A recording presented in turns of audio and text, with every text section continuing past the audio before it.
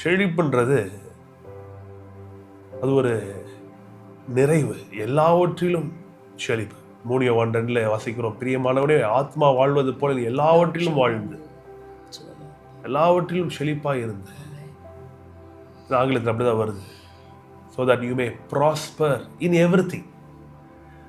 Prosper in everythingல financial prosperity one of the aspect.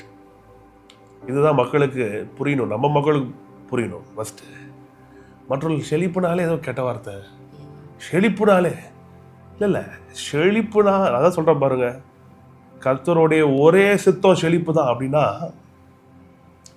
நம்ம ஆட்களே அப்படியே கொஞ்சம் ஒரு கலகம் ஆகுது.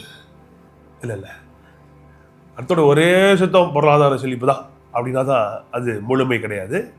கர்த்தருடைய செழிப்பின் திட்டத்தில் பொருளாதார செழிப்பு அடங்கியிருக்கு. குடும்ப சமாதானத்தில் ஒரு செழிப்பு தேவைப்படுது, ப்ராஸ்பெரிட்டி.